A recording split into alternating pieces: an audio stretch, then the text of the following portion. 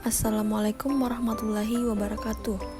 Perkenalkan, saya Nurjana dengan NIM H05230076, kelas PGSDB Universitas Sulawesi Barat. Tugas mata kuliah Kepemimpinan Pendidikan. Dosen pengampu Ibu Dr. Evi Segarawati Ampri SPD MPD. Halo, selamat datang di video podcast saya kali ini, yaitu apa arti kepemimpinan bagi Gen Z. Langsung saja, yang pertama, kepemimpinan itu memberi teladan. Gen Z ingin pemimpin yang memberi contoh nyata, bukan hanya pintar bicara. Mereka percaya pemimpin sejati adalah orang yang tindakannya sesuai dengan ucapannya. Kalau pemimpin bicara soal disiplin, dia juga harus disiplin. Kalau bicara soal kejujuran, dia sendiri harus jujur. Contoh, ketua kelas yang selalu datang tepat waktu, ikut menjaga kebersihan kelas dan ramah pada teman-temannya. Teman-teman jadi ikut meniru kebiasaan baik itu. Selanjutnya yaitu kepemimpinan itu mau mendengar. Bagi Gen Z, pemimpin bukan hanya orang yang selalu benar, tapi orang yang mau mendengarkan pendapat orang lain. Mereka suka keterbukaan dan diskusi. Yang pertama, pemimpin yang baik bukan hanya memerintah, tapi juga menghargai masukan.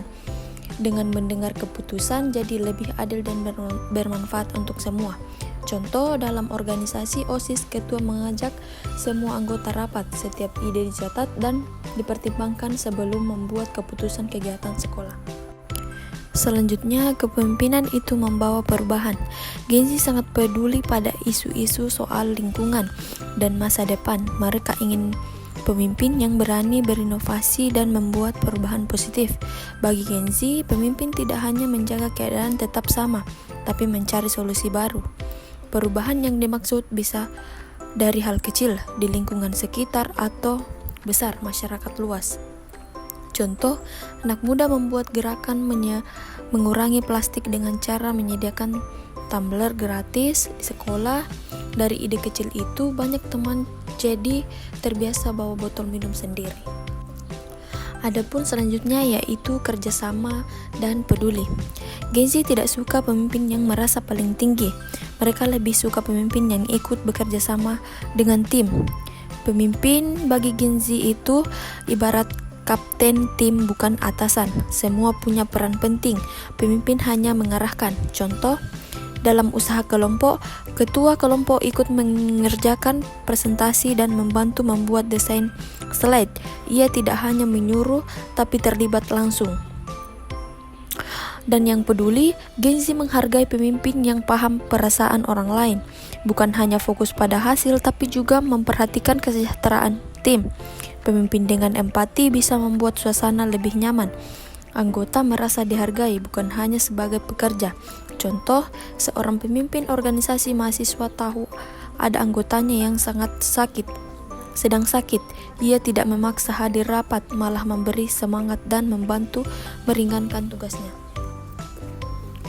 Dan yang terakhir yaitu kepemimpinan itu menginspirasi. Gen Z suka pemimpin yang bisa membuat orang lain semangat, optimis, dan percaya diri. Pemimpin bukan hanya mengarahkan, tapi juga memberi motivasi. Kehadirannya membuat orang lain berani mencoba hal-hal baru. Contoh, seorang mentor komunikasi anak muda seiring berbagai pengalaman hidupnya, memberi motivasi dan membuat anak-anak muda percaya bahwa mereka juga bisa sukses. Nah, adapun kesimpulan, saya bisa menyimpulkan bagi Gen Z, kepemimpinan bukan hanya sekedar jabatan atau kekuasaan. Kepemimpinan adalah memberi teladan lewat sikap, mau mendengar dan menghargai, mampu membawa perubahan, bekerja sama dengan tim, punya empati, kreatif dan adaptif, serta mampu memberi inspiratif. Sekian video podcast saya kali ini. Assalamualaikum warahmatullahi wabarakatuh.